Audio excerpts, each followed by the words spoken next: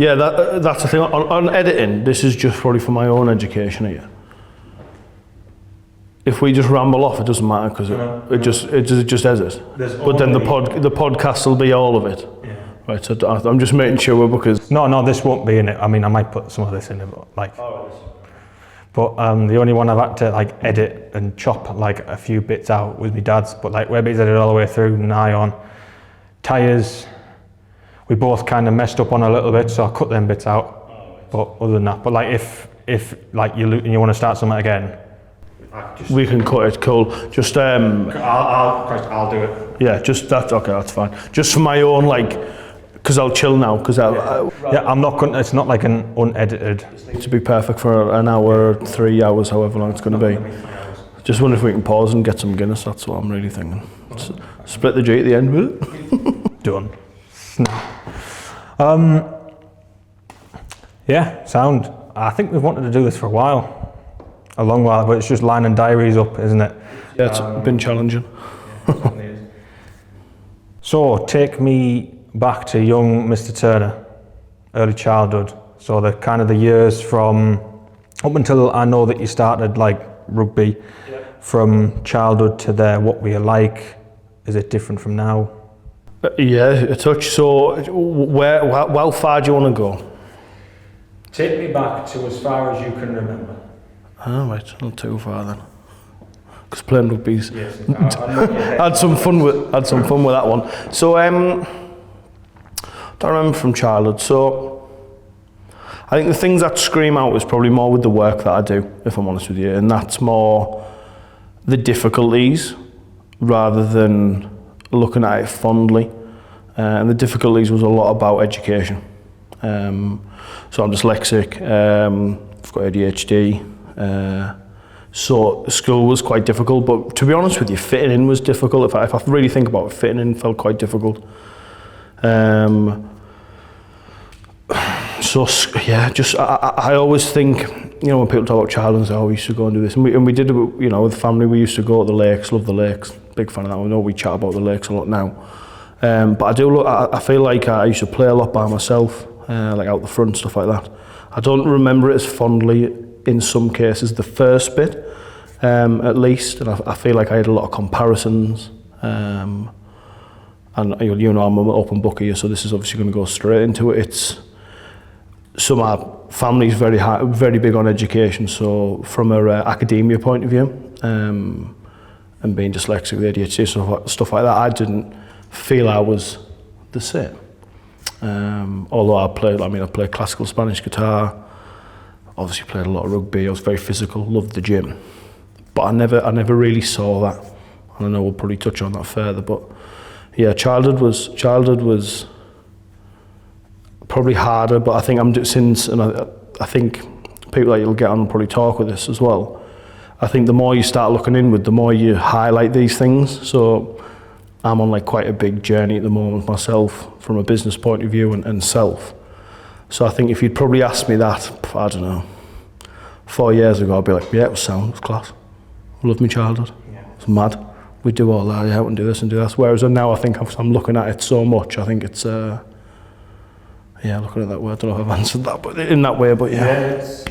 It's an insight. I mean, we first met, I don't know how long ago it was now, a fair few years ago, and even from obviously I'm a client of yourself in many respects, many different businesses, but even the chats that we have differed in the time frame between us meeting to now. Don't get me wrong, on both sides, because I've been on my own inverted commas journey, and it's been quite pleasurable. You'd have thought you were paying me in some sessions, because it was I'd say something and I think you'd relate to it and you'd use your own journey to help others. Yeah, and I think you've sort of hit the nail on the head there. You use your own journey, and I think one thing I've learned with the work that I do is if you open doors for people, they'll open doors for you.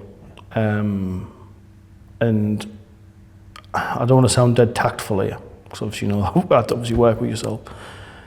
I open doors a lot of times for that reason, because I want people to feel comfortable. Because at the end of the day, it can feel really uncomfortable for people. And obviously the PT side, I don't know how much we're going to talk about work, but I sharp realised that personal training, S&C, nutrition, whatever, it was less about what you were teaching, it was more about how you were teaching it and getting people to do stuff. Because I think that's an art form. I think you could go on any form of social media. I mean, AI could write you a nutrition plan now. It doesn't mean anything, because education's nothing without action. And it's how it's relayed, and I think it's a believable point as well. I mean, that's one thing that I've definitely related to with yourself, was, like I said, you use your own teachings, and it was, yeah, I believe that this bloke's been through it, so I trust what he's saying. But that's half of the thing, isn't it? Because sometimes you can see somebody's just telling you something they've learned out of a textbook, not what they've been through. And I think being through something is far more moving and relatable and believable, and you're able to take something from it a lot more than something just reading something out. This happened to me when I was doing this, and you can relate to it like, oh shit, he burnt out then, this is what he did, I'm kind of similar, this is what I've got to do. And it might, you never know, it might just work. Yeah, and I think, well, if I look at it, and if I really look through my business development, I've just taught people what I've taught about my journey, and I think that's where a lot of it came from. And I think that's where the missing piece came from. Was I was presenting to like a group of PTs. I think I've told you this story actually, and the manager at the time sort of highlighted, "You're getting a bit agitated when you're teaching here, Andy. You're such a nice, relaxed, calm guy. What's all that about?" I was like, "I don't know what you're on about." Did the next presentation next day. I was like, "All right, yeah, I'm being an arsehole there, like Anna." And nutrition's quite vast. There's not right wrongs. There's, it's an open conversation. But I was stopping people short, and it was like, "Oh, what's all that about?" And this is where he sort of got me onto the NLP. So, your Neuro-Linguistic Programming, which is an element of the missing piece. And put me down the line and said, "Oh, have you heard of this?" And I was like, "No, never heard of it in my life. What's that all about?" And there was probably still some other bits that I was like, "Well, what do you mean mindset? What's all that about? You just do it or you don't do it. Just crack on." Probably a bit of young, probably an age thing, if I'm honest with you, if I really think about it with myself from a journey. And he sort of put me on the line. So he was a master practitioner, which is like, there's 4 main levels. So you've got practitioner, master, trainer, which I'm currently at, so I can train people in those first 2. And then you've got the trainer, so the trainer who trains the trainer. And I got in touch with someone and started doing the course, and the stuff I learned about myself was crazy. And it was like, oh, that's because you're going back to a time when you were stood up in English class in year 7 not being able to read, and you were getting angry because I didn't really know how to deal with not being able to read, because everyone else could read. So it was interesting. I think it's fascinating when you start to look at what actually runs you.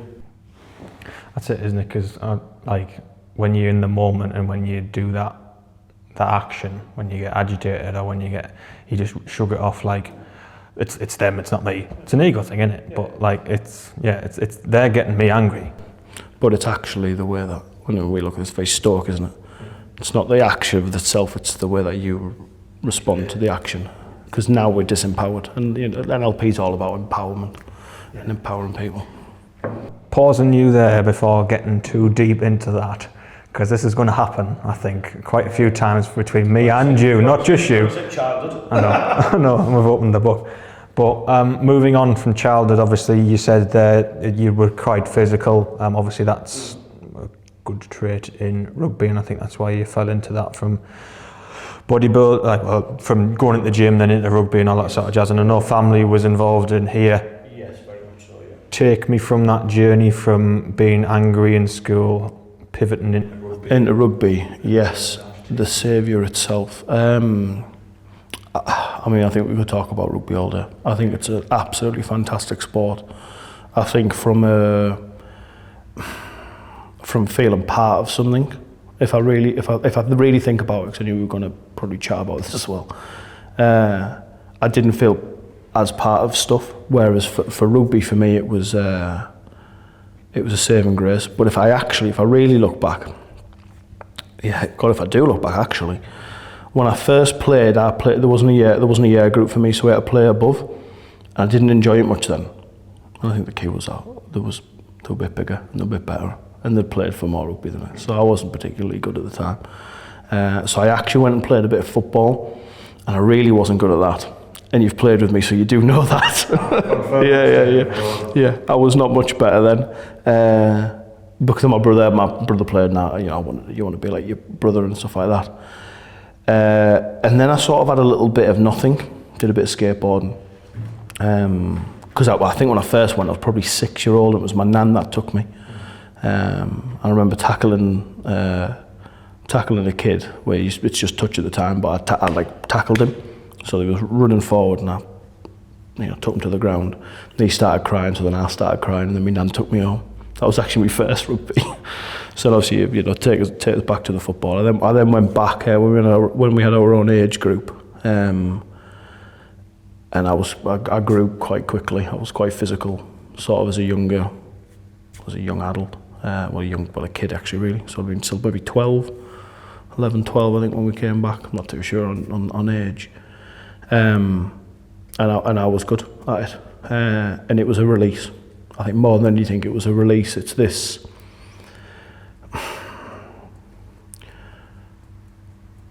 And I know we probably chat with this in some way. It's that letting the beast out bit in a controlled, safe environment. And that's why you got me into it as well. Yeah, definitely. Because I think it's great, and I think more than anything, than other sports is, you can have a really hard time on a pitch with someone, like against someone, but you'll come at the bar at the end of the game and you'll have a drink with them and you'll have a bit of crack. And I think that's a lot what life is about. I think sometimes we go, that person did this to me, that person did that, and then we hold this grudge. It doesn't happen in the game, and I think that's a really, really good part of it. But it did. I really sunk my teeth into it to the point where it's all I thought I was good at. Because if I go to like my belief systems, I thought I was stupid. If I'm honest with you, if I go back to school, it wasn't until I probably did my NLP course, I think in maybe 2015, where I started just about wiggling the belief. I don't think I really got rid of it, if I'm honest with you. 2019 I did master prac, so How old are you doing now? For 2019, I'm 31 now. You can do the maths. Yeah, what's that, 31? I would say probably, I'm 25-ish, yeah.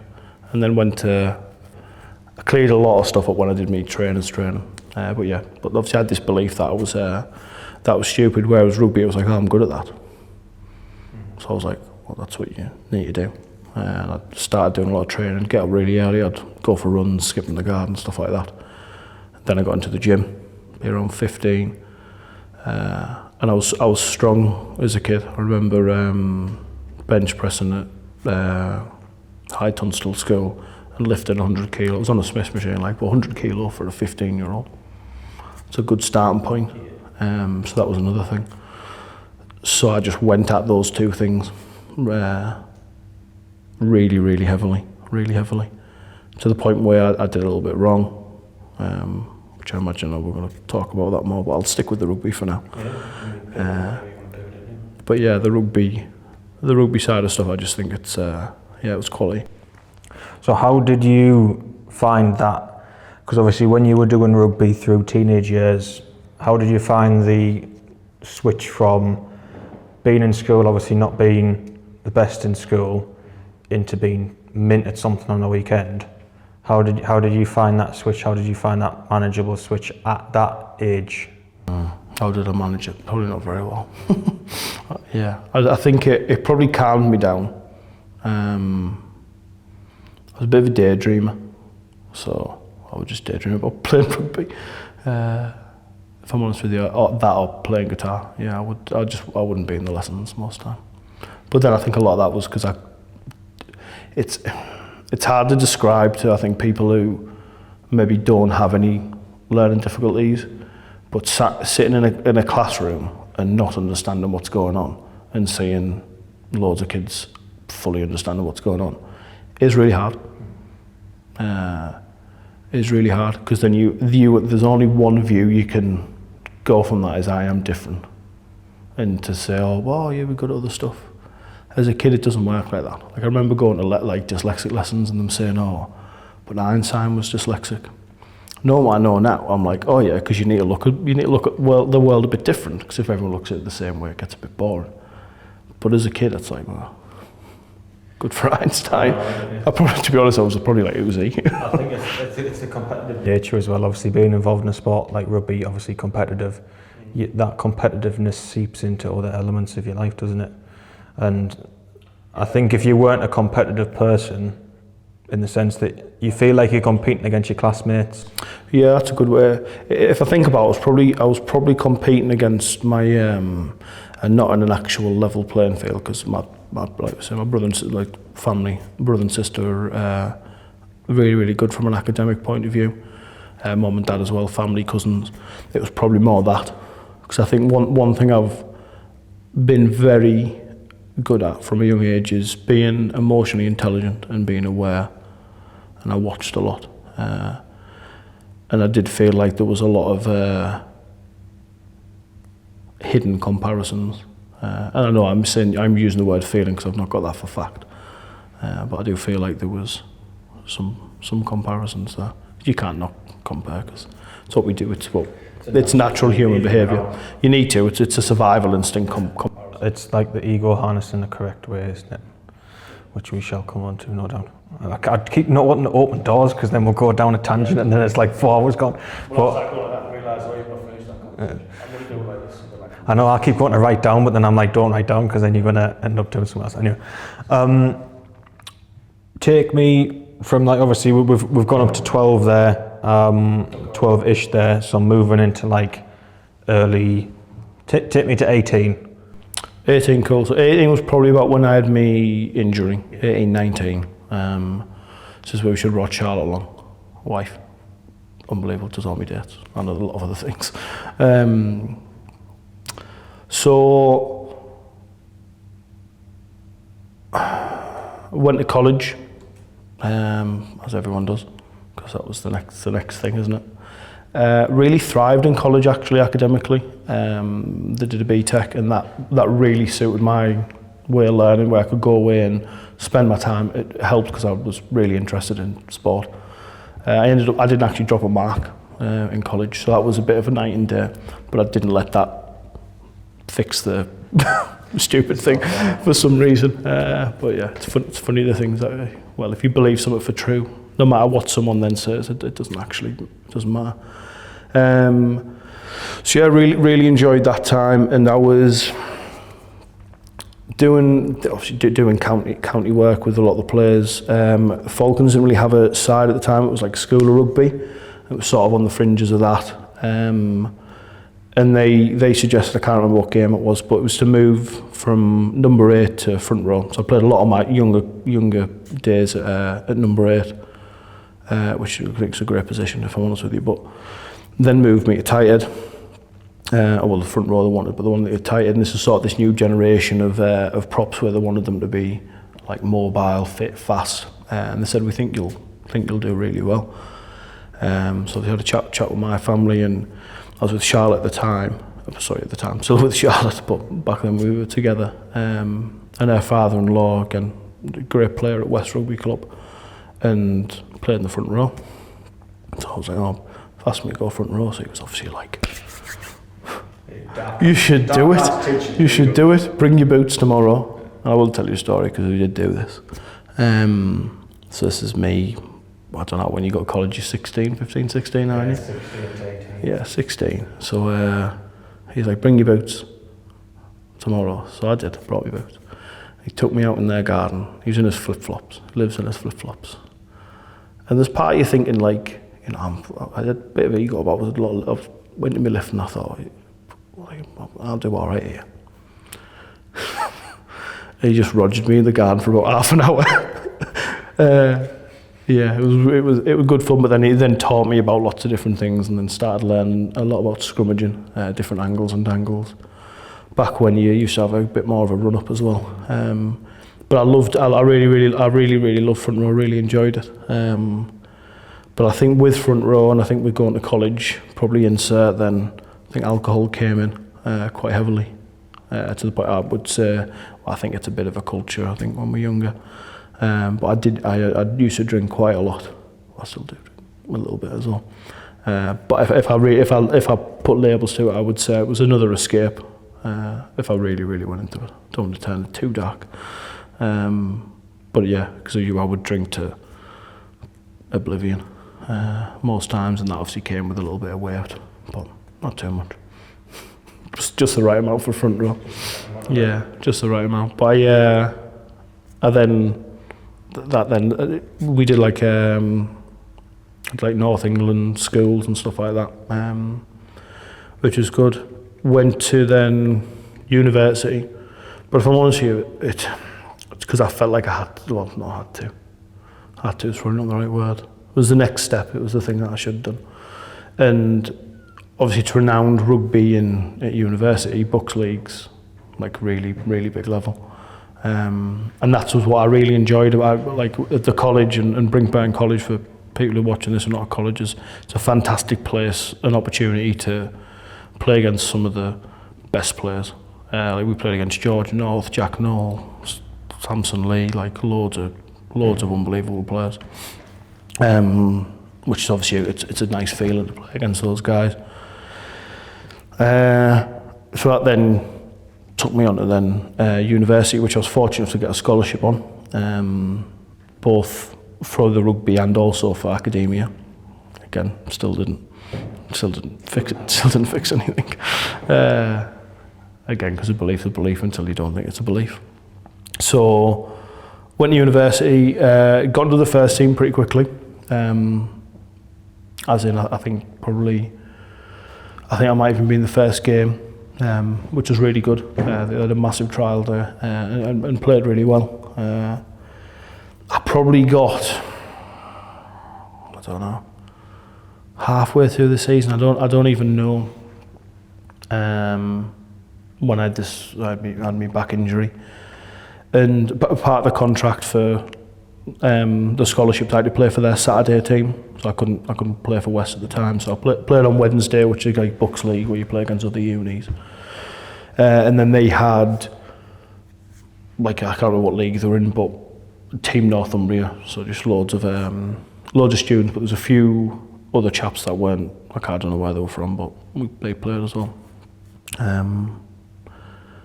And yeah, insert now back injury. Probably pivot to that. What happened?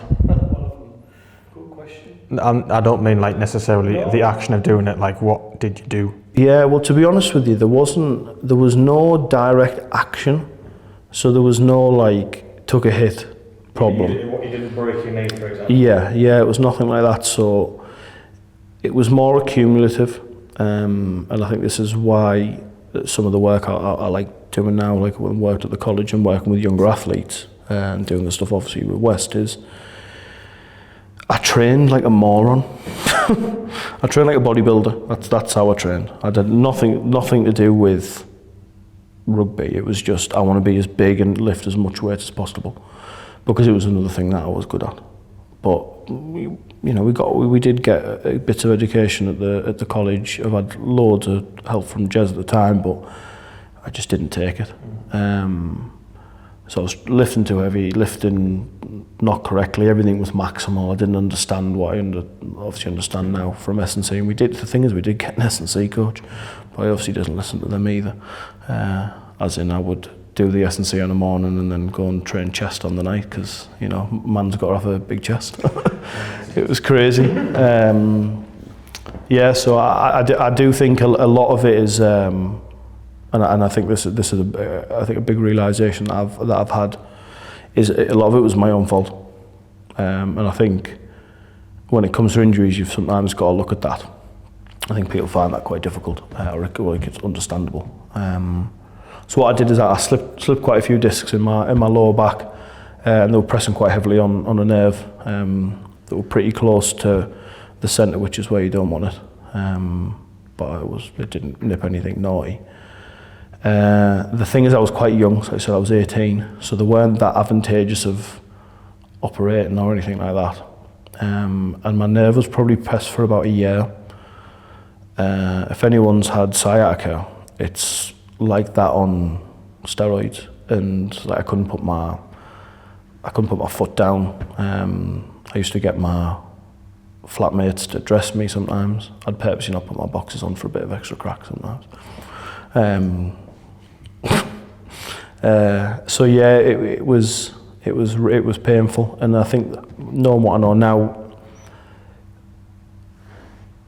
if a nerve's pressed for so long, it causes a bit of problems, and I was getting a lot of problems. Stuff that I won't be too graphic, but some stuff that a 18-year-old gentleman doesn't want. Yeah. So yeah, exactly. Yeah. It's supposed to go on the internet, isn't it? And that was really hard, and I'd probably not, like I said, I was quite quiet and stuff as a kid. Always put on a smile, and never really probably looked at the gravitas of getting a spinal operation at 18-year-old. Well, maybe been 19 by the time I got it. And obviously then you can imagine with that, I'd lost rugby, which is the one thing I thought I was good at. And I definitely don't want to say I was by no means amazing at it.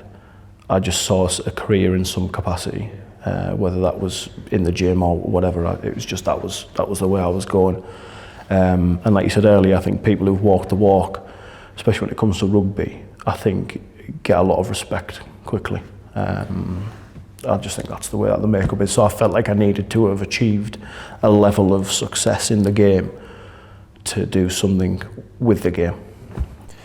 I mean, it's something that like when I've came into it, obviously, brand spanking, you gravitate to those people who you can see from the way that they act and the way that people talk about them, that you gravitate to them to tell you what to do.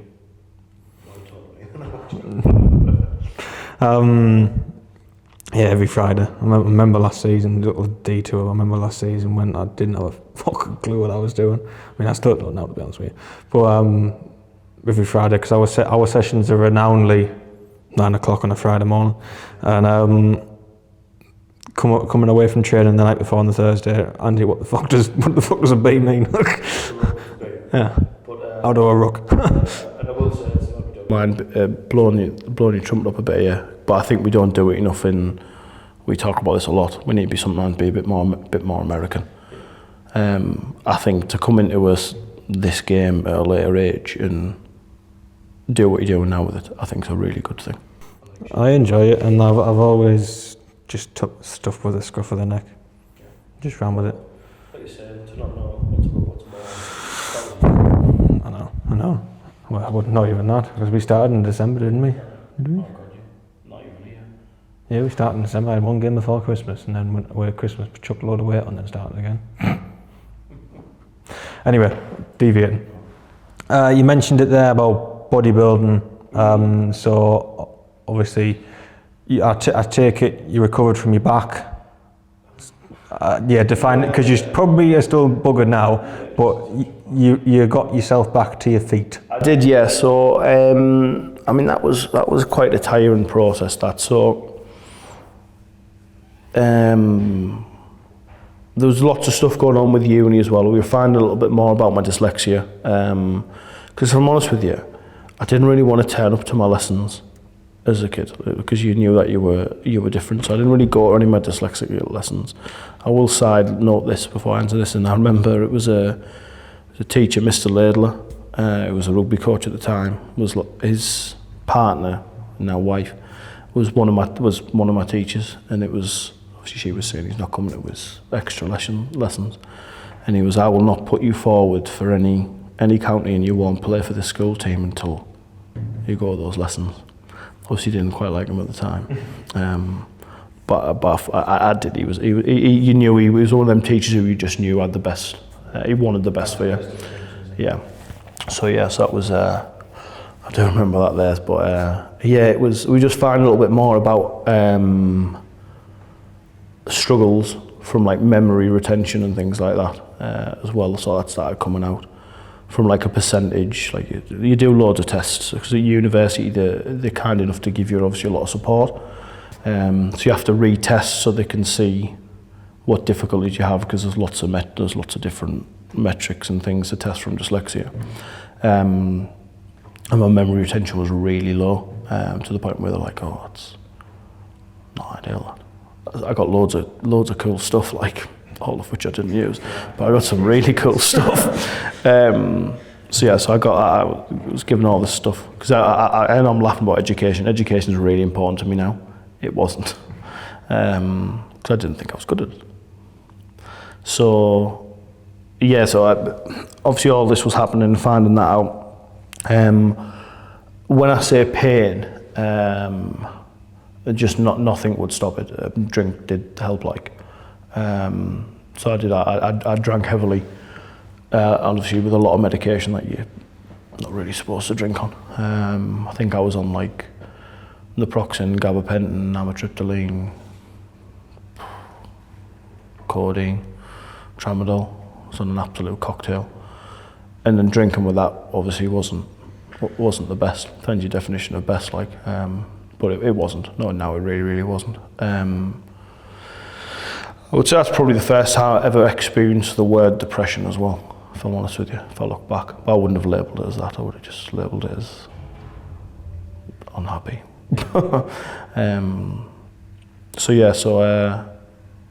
Through some sort of difficult decisions and stuff like that, I did finish my first year at uni. And with me not playing rugby, scholarship and stuff, everything was a bit different the next year. And where my back operation was going to be was halfway through the year and all that. I made the decision to go. I'm gonna leave, and they were like, "Oh, you're more than welcome to come back. You've done your first year. You can come back in the future. That's completely fine." So sort of closed the book on uni, and did put a considerable amount of weight on. Probably got to about 25 stone, I think, 24, 25 stone. Again, drinking heavily, eating all the food I would normally, but I wasn't running around every day or lifting weights because I was knackered. So I was eating the same, drinking more. So I was obviously going to put weight on. So I did put quite a bit on. And sort of from here, getting back to feet, it was hard for one. But I actually did my PT qualification while I was, I would call it bedridden, but you weren't, out and about. So I did my qualification alongside that. So by the time actually I'd had my op and I was recovered as much as I could get it to be, because there was a lot of lasting nerve damage with it being being pressed for as long as it was. I was fully qualified PT. And that's what I then went into. I did get back and play a bit of rugby for a few seasons, but if I'm honest with you, it's always been a bit of a problem on the backside of things, and I probably, if I really think about it, probably should have maybe hung my boots up then, because I think I would be in a better position now, physically wise. At 31, but I don't know. I say probably. I don't think I would change it though. And I think that's the thing with rugby. And I don't think I would. I think if I went back, I think I'd probably still make the decision. So still, I think it teaches you a lot. But yeah, so that around then's when I stopped with the obviously put all the weight on, and then started with the PT. Extremely successful, really quickly. But I'll link it with the bodybuilding, and then if we want to talk about PT, we can.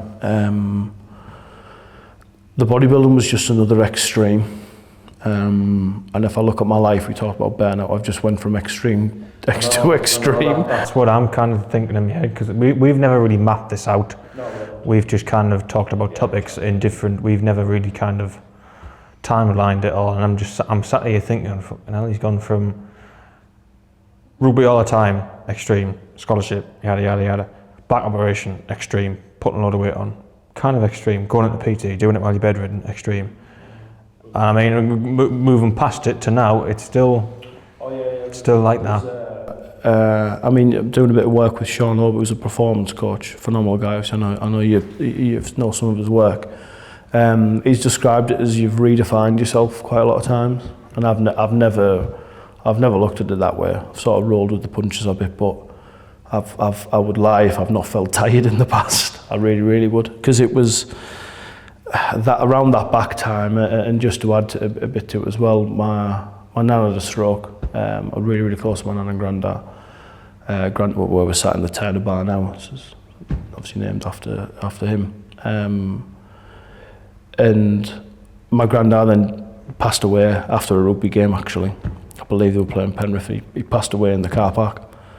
And my nan was sort of pushing to get back a bit better, but when that happened, she sort of didn't. Which was really hard. I remember really struggling with that. And it wasn't straight away, but it was a little bit after, because he taught me a lot of strong values. He used to always go on theirs for tea on a Monday. Really on how to be like successful, and he would go over rugby games, and we'd go, so not what didn't go well, but what could you do a bit better? And I'd be like, I've scored 6 tries, what are you on about doing better? He was like, no, what could you do better? I was like, oh, well, I missed this tackle. I didn't get it because I was quite young, I was like 12, I think, at the time. But I got the process eventually. And then it was like, oh, well, I missed this, and I could have done that, and I could have done that. And then he'd be like, yeah, but they did this really well. And it wasn't like trying to always be better. He wasn't like really pricky eye, he was really good, really balanced. And the way they did it, but then it was sort of this just click that, what are you doing? Like, you're still really young, you need to do something. And that's what I then got me on the PT side of front. So a lot of it came from that, and just a click to get out of it. But sorry, I'll go back to the bodybuilding. That was me. Yeah, I don't worry with that. I think I'm following some form of story. Yeah. The bodybuilding, Jesus, yeah. By then I was really high up in the PT side of stuff. So I was regional manager. We looked after about 400 PTs, self-employed, which is interesting. So that could be a separate podcast entirely, that one. But yeah, we won't talk too much on that one. But I learned a lot about management, and it's where I've built a lot of what the missing pieces. I learned a lot about how to work with people, how to conflict management, so on and so forth. But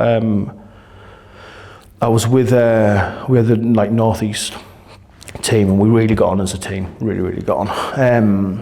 And it was one of the coaches there. I was like, oh, you know what I'm going to do? Because I dropped a bit of work, so PTing by then. But just loads of people were going, oh, I can't do that. I won't be able to achieve this, or I won't be able to achieve this or that. And I probably went from like 25 to maybe, I don't know, I want to say 19 stone. I might be only 20. I'm not too sure. I hadn't dropped all like a lot with it. Well, I had 5 stones quite a lot, but in the grand scheme of what I'm obviously about to say my final weight was, I was like, I'm gonna do bodybuilding, and I'm gonna show people that they can. It was never really about self, which is interesting. It was always about helping others and going, oh, look, like, you can do what you believe you can do. So yeah, I started that journey, and if I'm not gonna lie, the first year I did a lot of stuff wrong. The coach I worked with, we were both new to it. We didn't really know what we were doing. Afraid of carbs and stuff like that, when knowing what I know, especially natural bodybuilding. So you get drugs tested and things like that if you do well at it.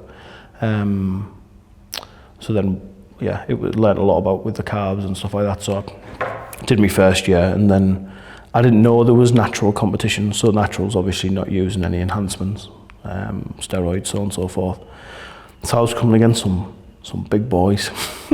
Yeah, and I did the local show. I did NABA. I think I don't know. I was maybe 21, 22 time. Not too sure. I know it was whatever age group, it's just above being like not a young teen. It was like teens, and then there was another one. I just missed out on doing that. So I was with the men. I got shredded, like, so I was really lean. I was probably about, I think it was 12 stone, just under 12 stone on the day. So I'd obviously clocked. For those who can't see via the camera, this bloke's like 6 foot, 6'2" something like that. Yeah, I probably was then as well. I think I got shorter. Just the back made me shorter. So I did that for the first time, and that was. It was, and I did a lot of stuff wrong. Learned a lot of things that shouldn't do, like water cycling, but in a wrong way. I won't go through that process, but that's not fun. Drinking 10 litres of water is not fun. But it was another extreme, and it wasn't balanced, and it was various different things. I'll try and speak about it positively before I speak about it negatively. Yeah. It was obviously a good achievement, but I'd found out that there was natural competitions, insert obviously competitive, and I was like, oh, well, I should do that then. I should like see where I stand in this thing. So I was back playing a bit of rugby now, playing back row. Couldn't go in the front row. It was always some our physio, obviously Jez Mike, I don't know if I chatted him, was like, you're not going in the front row. Like, that's like asking for a problem, but go on the back row, so you can play for a bit longer and stuff like that. I was doing that like while doing a bit of bodybuilding and stuff like that, and I thought, right, I'll do another season because I need to see if I can win. And you go, just to put this in perspective, this isn't like 12-week dieting. This is like 9-10 months of eating the same thing every day. And I feel like I do need to speak about Charlie here. God love her, what a rock. Because to support anyone through something like that, bearing in mind I've already had like spine surgery and all this, she's had a bit. You want to bring her on? She's a good egg, like, to be honest. And that's one of my points that I've got noted down in front of me, is about kind of relationships. Obviously, you've been with Charlotte since 15-year-old. Bearing in mind what we've just spoken about, we've gone from 12-year-old to early 20s. A lot of shit's happened that wouldn't normally happen in that time frame, and she was there. She was. That's the key. She was there. Absolute rock. I couldn't do what I do now without her. I think having someone who just gets you is such a important thing. Bodybuilding. So I thought, right, let's go into it again. Stuck with the same coach, and I didn't do very well. I just didn't look. I was bigger, but I just wasn't quite as lean and various different things. But I'd been dieting and training really hard. And I was chatting to some of the other lads, and they were like, some of their prep was like 4 months, and I'm like, 4 months? I've done 6-7 months in here. What are you doing? And someone actually collared me at the show, a guy called Christian Kerr, who's actually just won his pro card the other day. So well done, Christian. I messaged him about it as well. He's called the Natural Shredder. And when you're talking lean, you're talking lean. Oh, yeah, really lean. And he collared me, and he'd obviously saw something and said, obviously big lad, big legs, stuff like that. And he chatted to me about what you're dieting and what you're doing. I told him, and he was like, not eating enough carbs, Can I write diet for you? Can I coach you? And I was like, oh, I've got a coach. He said, it's totally up to you. I chatted to the coach at the time and said, look, like, I feel like we've reached a peak now. I'm gonna go with this guy, and he was sound about it, really nice about it. Obviously, we were close friends, and then started doing work with Christian, and the transformation, I think, in like 8 weeks with high carbs and changing my training, changing HIIT, doing more slow, steady state, I got really lean, and it was crazy, and I felt really, really good.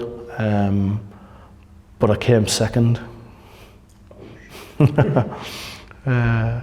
And then it was one of those things. I got like British finals and stuff like that, where you get polygraph tested, you get drug tested, stuff like that. It's pretty out there. Getting polygraph tested is quite scary. So it's a lie detector test. Yeah. It's not like sometimes it's hard driving past a police person. Where it's not a police person, that's running. But when you're getting grilled about stuff, you're like. I know. Yeah. I think I'd probably like. If I'm telling the truth about something, I'd probably fail it, because I'd be like, you're telling the truth, but if you look at the screen and think, and it just go. They obviously figure out what a line is, and like they'll start with, "Is your name Andrew?" And you go, "Yes." "Is your name Andrew?" "Yes." "Is your name Nick?" "Yes." You have to keep saying yes, and then they'll go, "Oh," and then it'll pick up. Oh yeah, it's mad. But yeah, it was quite a scary experience. I've done 3 of them. One of them was like an hour long. That was mad. But yeah, so basically, I chat with Christian, who said I think you should have a year off. So I'd obviously done 2 years solid bodybuilding. So I had a year off with an aim of going back to win. Just win one show, so I could, in my own head, close the book of it. And yeah, sure enough, I won a show, did really well. I was obviously, I don't want to say happy with it. I'm actually doing a presentation next week about it, and I've got a photo of it, and I look really unhappy, if I'm honest with you, really unhappy, because it's hard, and I don't know how much I wanted it. Yeah. If I'm honest with you, I think I just did it because I said I was going to do it, which is a bit. Is it something? I don't know. Some people might be like, oh, that's positive, but I'd go, yeah, maybe not too much. Charlotte. Charlotte. Yeah, I'm gonna jump onto this before we jump into your NLP stuff, because your NLP stuff will take a run for its own. Charlotte, the missus. Yeah. What do you want to know? How important was she, and how did you keep that relationship going through all of them troubles? Pivotal. I don't think I would be here today without Charlotte. Hands down. How have I kept it going? I think you'd have to ask her. I think how she's kept it going. I think would probably be the other way. I think. And this is a part of the work I do, and communication's everything, and direct communication's everything. And by direct, I don't mean authoritative or anything like that. I mean not shadow communication, not like hidden agendas. It's like let's talk. And if I'm honest with you, I think through a lot of the difficulties. Because things sort of seemed to chill out post bodybuilding, but then it didn't. It sort of kicked back off again with other things, and she's just. I think if anyone who's meets her and knows her would just say she's so kind, and I think that's a lot what it is. She's just been there for me, and I would say only probably the past few years I articulate where I'm at. Because I've always just sort of kept it in. But I do think it would be a question for her. I feel like I'm fun to be around. I know it's been quite sad today, or seemingly sad. Yeah, I think we have a lot of fun. We've always had a lot of fun, and we get each other's crack sometimes. So I think sitting together. There's loads of stuff that we do now. Where like you have planned date nights. We really like a planned Sunday together, so we know what each other's gone. Because I mean, she's busy as anything as well with work. So we just try and get on the same page, because I think sometimes in life any relationship, work relationship, partnership, whatever. Rugby, it's all things to work on. And I think if there's one person going one way and one the other, that needs some form of communication at some point. Otherwise, it's never gonna work. But yeah, she would probably answer that better. I might ask her. I'll ask her tonight. Yeah, we might cut Charlotte's interlude into this. How important is it having that someone when you are on a journey, obviously coming out of the back of rugby, scholarships, all that sort of jazz, moving into PT, and obviously having the reason for success in the sense that you've had all of these challenges. Your granddad obviously distilled your grandparents, should I say, distilled a lot of values in you. All your challenges, the ability to graft through troubles, motivation, discipline, whatever you want to call it. How important is it having that someone alongside you to channel that and understand that they are on that journey? Important, yeah. I mean, I would say definitely the first start of it, and I think I'm only probably realising this now, is I always wanted to be successful for Charlotte, and I would say that's a self-esteem thing. I wanted to do well for her. I wanted to get the nice house. I wanted to do this for her because I felt that she deserved it. I would only really realise that now. But I think she was a lot of my driving force. And I think having someone there I don't want to disempower people that haven't got people around. But two heads are better than one. In my opinion. It's quite similar to what my dad said, actually. It's the having something to do it for. Yeah. Having a thing, yeah. Having a reason to do it for. Whether you don't have someone now, with the view and the mindset that you will find someone one day, and you will have kids with that person one day, it's the image of that, and that's always what me personally, I've kind of stood by. I don't want to talk too much like I'm a 40-year-old bloke, because I've not experienced half of the stuff that I'm going to experience. But starting at a young age with the view to build something generational is what has stood me in good stead through my 4 years in this cycle of business, or whatever you want to call it, and work. I think the key word there is value, isn't it? Yeah. You need to find a value in it. You need to find a driving force. What's your why? And for some people, it might not be family, because it won't be. You know, some people can't have kids. There's various different reasons, and I think you've just got to find your why. I'm not going to remember the phrase, so I don't even know if I should talk about it, but it's a Japanese, I think it's Akai or something. And it's how you basically find your values and your importance, and it's who you are as a person, what you want to achieve, and you sort of do the middle bit, which it might be helping people is really important to me. I'm a kind person. PT, the missing is the middle bit's the missing piece, and so that's what you need to do. Yeah. And it's finding that, I think it's important as well, because then you find your why, and that might be helping young kids that thought they were stupid, and going, well, what's smart? Yeah. And if all we view as academia is important, you could be the smartest person in the room, but if you can't get on with people and communicate, you've got no emotional intelligence, I think you'll struggle. I think there's a lot of importance in that. We don't talk about that enough. Yeah. We won't do the school system. No. We could have like 4 podcasts here, by the way. The missing piece. Shout out.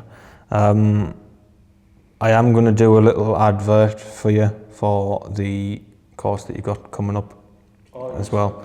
I'm going to put that in. Just fundamentally because this business, I'm not even going to foreshadow this in any way, shadow or doubt, but this shit saved me through a lot of shit and pain and anger and fucking everything. And I cannot speak highly enough of you, the business, the mechanics of it, the beliefs of it, genuinely. I cannot, and that's why half of this page and the other page of this textbook in front of me is questions and things about the NLP to promote it. So you said that this bloke, no, it's fine, genuinely. He didn't pay me to do that. But you mentioned that someone mentioned the NLP to you while you were PTing. While I was presenting. Yes. Yeah. The missing piece. Take me on the journey. Yeah, so there's quite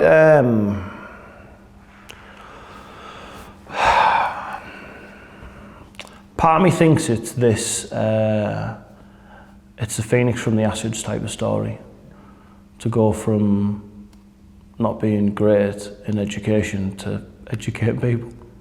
Obviously NLP's a global recognised course, practice, and I'm globally recognised to coaching it.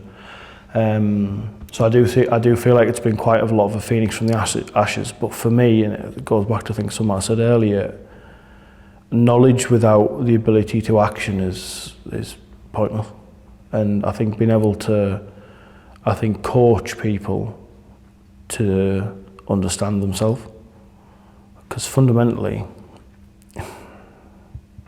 that's what stops people from doing stuff. When I go about my beliefs of being stupid, I was introduced to NLP in 2015. I could have went, oh yeah, this is what I'm doing, and went straight into it all. But it wasn't until 2022, I want to say, maybe 21.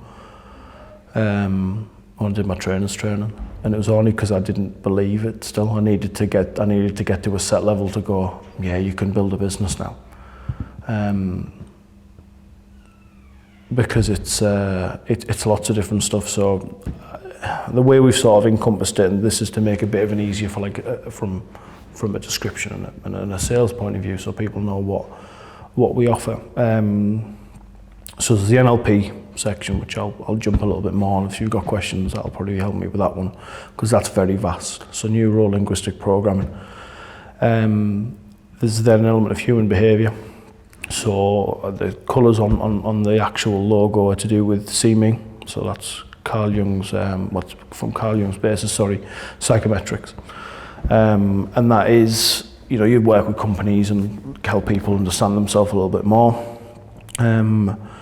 There's then a huge element of nutrition, because I think that's massively important for everything. Think of yourself as a car. If you're not fueling yourself correctly, then it's not going to work very well. So a big section on emotional intelligence. So I think that's really important for how we interact with one another. For various different reasons, understanding your emotions and other people's emotions is vital. Health and well-being, big part of it, so that sort of does encompass it a little bit. I've now realised I've not said all 6. There's another one that I've missed at some point. Terrible. What is it? Human behaviour. Don't know if I've said that yet. We'll just go with human behaviour. We'll slice it in. Yeah, slice it, whatever. And it's that sort of underpins everything. So people might work with us one-to-one from the NLP point of view. Probably is more what we're going to be doing there. So NLP, so neuro, where the brain works. The L, linguistics, so language we use. And then finally P, the programming. So work back over. Programs, what programs have we got running? Some work for us, some don't work for us. There's techniques that you can use to stop people doing a set program. It could be a negative program.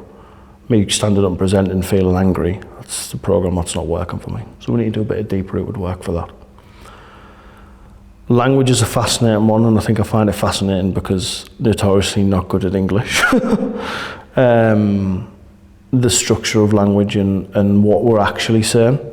Because I think sometimes people say something without saying anything, Or sometimes we say stuff and you get things called language violations, which is, chatted to yourself about before. I'll think of an example. So got something called a complex equivalent. Okay, it's Friday, so I'm going to have a Chinese, or it's Saturday, so I'm going to drink loads of Guinness. That's probably a better one for me and you. So it's Saturday, I'm going to drink loads of Guinness, right? Okay, that doesn't make sense in the English language. If we open up, Saturday doesn't equal Guinness, yeah? So there's a bit more deep-rooted stuff there. So you get like the set language patterns which you can use to help people get to the sort of deep-rooted meanings, rather than fighting people on it and just saying, well, just don't have a drink on Saturday. They'd be like, oh, it's Saturday, so what's all that about? What would happen if you didn't? So there's lots of other phrases, but that's quite a strong one. You go, well, what would happen if I didn't? Oh, well, I know, I might achieve the way I want to achieve. I might get more done on a Sunday. Insert whatever you want to insert there. That's how you get people a bit unstuck. So I love the language bit because it's good for really quick change work. It's what we've done a lot of. And then finally, it's sort of like the way the brain works in the body, and what's it saying to each other, what you're talking to yourself about, and that sort of mind-body connection. Bit of quantum physics as well. But it's a vast topic. It's a vast and remarkable thing. Like obviously, like I said, we've touched on a few things, and you said obviously the language bit there. But it's remarkable how everything co-syncs. When we've picked something apart before, it's been like one domino goes and the next one goes, and you pivot this, and it's like obviously that might sound complex to a fair few people, what you've just explained there. Yes. But when you pick it apart and apply the real life thing to it, like I'm pleased you've done there with the Guinness and the Saturday and all that sort of jazz, it's the dominoes start falling, and that's because I'm not going to lie to you, I didn't know what NLP was before you did this. It's not a very well known thing. Obviously, people talk about body language. People talk about how relationships and actions affect various other things. But moving on to kind of human behaviour and human patterns, and obviously that emblem that you've got on your chest there, understanding yourself. The importance of that, which is obviously what I'm going to come on to now. How important is it that people understand themselves and understand who deep-rooted they are, and when they find that out, how can stuff change for them? Yeah, for me, I would go as far to say it's the most important thing you'll do on this planet. Because who's driving the bus? Are you driving it, or is some program? By program, or I don't want to sound tin hatty with the word program, but some societal view. What are actually your views? How are you living your life how you want to live it, or are you living your life how you think you should live it? And I think we've got a massive mental health epidemic, a huge problem, and I think a lot of it's to do with that. And I think stuff like this needs to filter in schools. I think we need to talk about it more, because I think from a young age we're taught to fit in, and we're trying to make everyone the same now in some capacity, and we're not celebrating our own uniqueness. And I think we need to celebrate our uniqueness, and the only way you can do that is you figure out who you are. And then when you figure out who you are, you actually can then figure out, there's a Carl Jung quote, and I'm not going to mess it up, is it seek to understand thyself to then understand others. Because if someone pisses you off, for instance, why?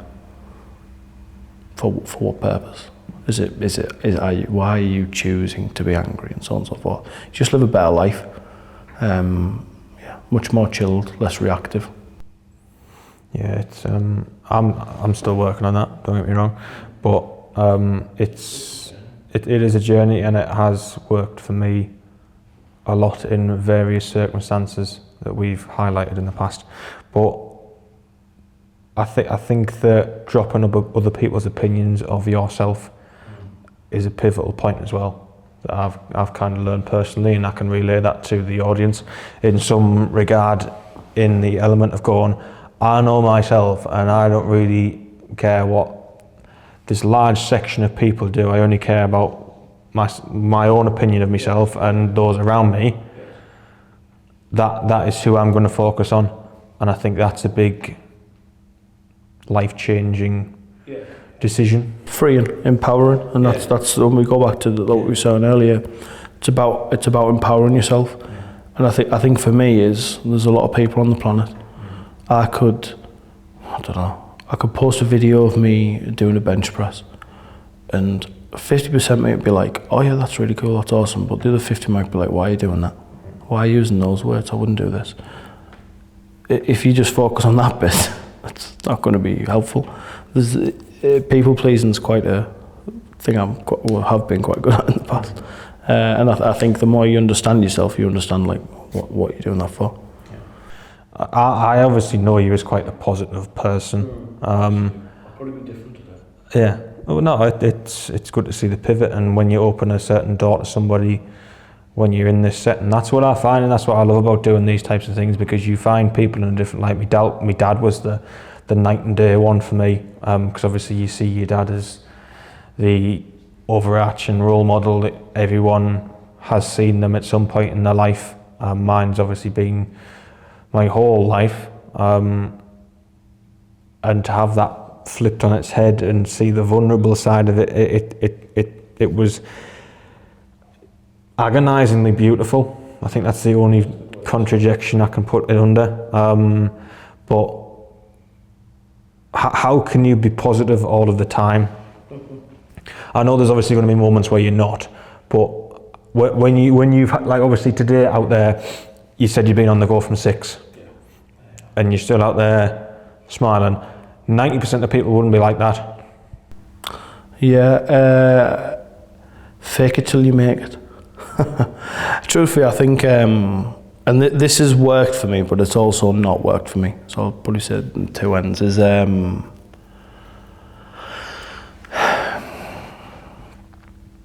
this is like a visualization NLP work here. Is just visualize yourself being happy, and then what you'll find is, if you smile, if we both sat up now, puffed our chest out and smiled, we'd feel better.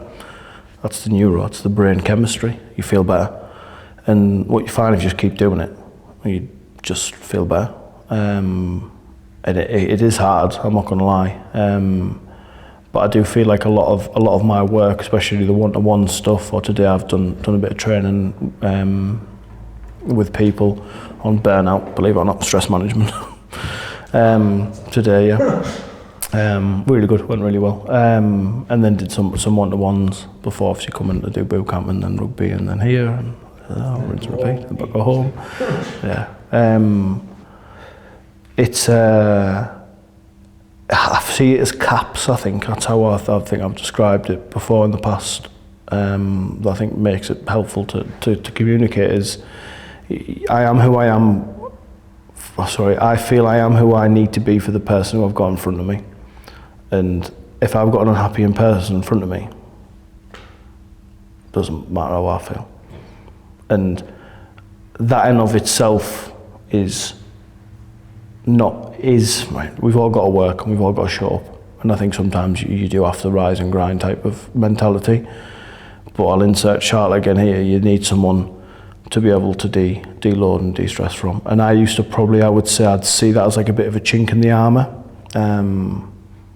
I think even in friendship groups, we're getting a bit better at it now, but I would see, why would people come to me for help if I haven't got my own medicine? That type. Yeah, it comes back to the knowing yourself before you can help others, doesn't it? Yeah, exactly. So it was that I just felt like I couldn't be seen to be unhappy or vulnerable. And if I'm really honest with you, it's just better to be happy. Yeah, it's an easier medicine. It's that, not ritual, but that belief of going, if you're depressed and you think you're depressed and all you do is you say that you're depressed, you'll always be depressed. It's like, if we look at there's a big part of NLP is labelled, and if I'll take away from, I can bring it with depression, anxiety, any neurotic behaviour, beliefs about myself, both negative and positive, me thinking I was stupid. If I walk around with a badge all day long, feeling it to the core of my bones, then that's me. I'm disempowered then. And this is where NLP, and I know we're not going to be able to help people massively on a podcast and fully talk about it, but it's whether you think you can or you think you can't, you're right. And having been in states of depression in the past, it is really difficult. You have to find something to get you unstuck. I don't even use the word but, because that's negating what I've just said. It's difficult. And I think you need to find something. And that something might be really small. That's then where ego comes in and we go, oh, well, it's too small, I'm not going to do it. And you go, that's your next step. Then it's that. And then you keep progressing on. I think there's too many times people look at the end and go, that's what success is though, and I'm here. And you go, well, yeah, you need to do the process. And I think a lot of fake until you make it does help, like, personally. Yeah, it's understanding that there is a journey for a reason. There's no journey, there's no learning. And I know we're going to talk about all of them, and I don't think it'll be better doing the later on ones, but you learn stuff from it. Me having that back injury when I was younger, yeah, it taught me a great deal of stuff. It taught me to grow up really quickly, to the point where, like I've said, I was 21, regional manager, drove a nice car, bought a house. Yeah, achieved the things that people are aspiring to do, but still not being somewhat satisfied. Yeah. I'm not saying go and smash your spine to smithereens and then that'll give you a kick up the arse. But sometimes it's that phoenix from the ashes. We're taught all our life, and I do think this is a bit of a construct, it's a hero's journey. Every film you'll ever watch, most films, can't think of any negative endings, maybe there's a few actually, but the vast majority of them are something really bad happens. Oh, that's terrible. But to come back even better and stronger. So that's it. Makes for a good story, doesn't it? I want to use this as like a brief overview of one, but what can people do if they're in that rut to get better? Contact the missing piece. But yeah, do that. Cheeky plug. Numbers on the screen. But yeah, if they're in a rut, like the kind of fundamental basics of, I've got this problem, whatever it may be. Let's just say I'm anxious all the time. I've got anxiety. I think a good way to teach it, and this is, I'm not trying to take people's up, because a lot of emotions to this, and I'm not trying to oversimplify something that's quite complex, but I think sometimes we need to make it simple and then we get the complexity of it. There's us now. The past, I think, is where depression comes from if we spend too much time in the past, and the future is where a lot of anxiety comes from. And I think it's learning about the balance of being in that middle. If somebody keeps pulling you back from the depression side of things, so somebody keeps pushing us back, let's say it's a trauma point, or something to wish to change, or so on and so forth, I think that's where some work comes into it. Talking to people, even just talking to friends, doesn't have to be talking to a therapist. It's trying to work through some stuff, because sometimes you never know what you'll get from someone by opening up a conversation. And like you said, obviously with the anxiety side of things, anxiety's thinking about something you don't want to think about. So how do you think about stuff that you want to think about? And I think that's where meditation and things like that are a really good practice, because I think, and this is where I think there's quite a benefit of the missing pieces. I'm obviously quite a large character, like people think, I think a lot of people who do teach meditation, people can think it's quite hippy-dippy, and it isn't. Like, it's not what it is. It's a practice of going, I'm thinking about lots of different things at once, and I want to try and think about one thing. Might be breathing. It could be assessing where you're at in your body. There's a one I've done quite a lot that I really enjoy.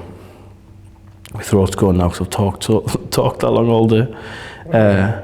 And it's water on, so you imagine a pond or a lake, whatever you want to describe it as, and you've got a lily pad, and your thought patterns are a dragonfly. So if your thought patterns go somewhere, your idea is about getting the dragonfly back on the lily pad.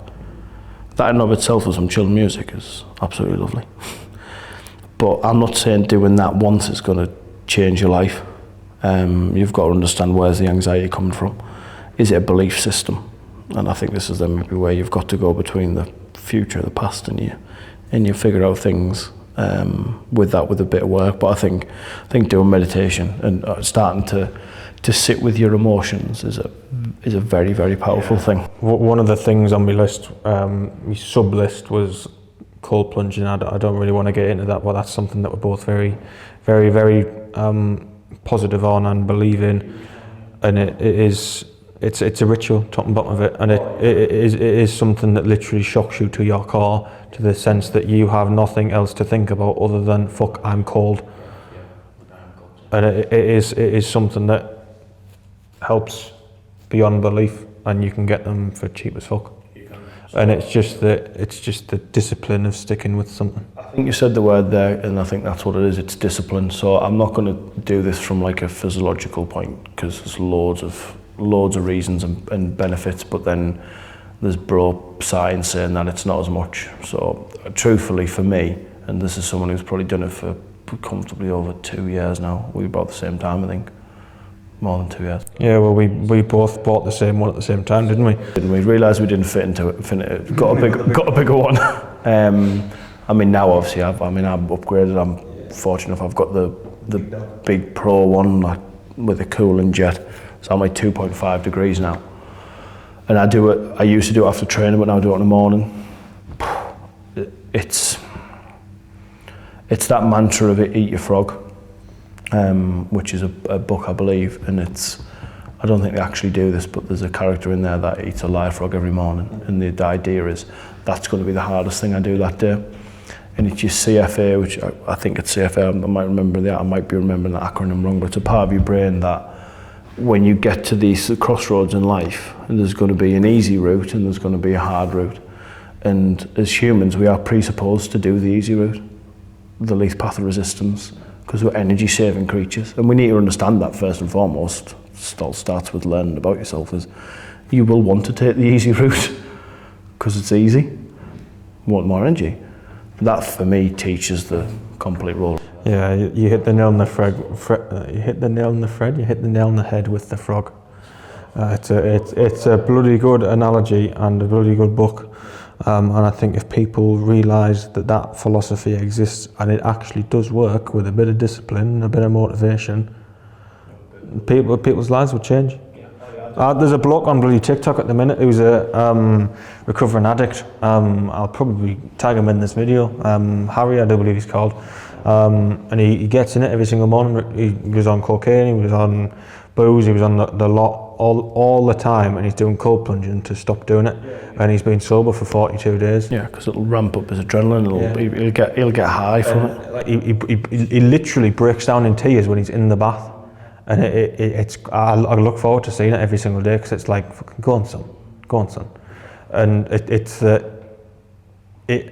fact that it works, because it removes the need for doing something else, because it shocks you to your core and your dopamine goes boom. Brings you then to the now as well. And something we said earlier, depression, anxiety, all we have is now.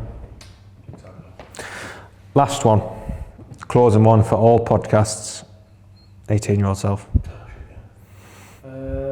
What would they think of the Mr. Turner sat in front of me right now? I've obviously thought about this. You knew something, didn't you? Yeah, because we chatted about it. Oh, it's an hard one, because it's like, I went very hardly in there. Truthfully, I don't think the 18-year-old self would be.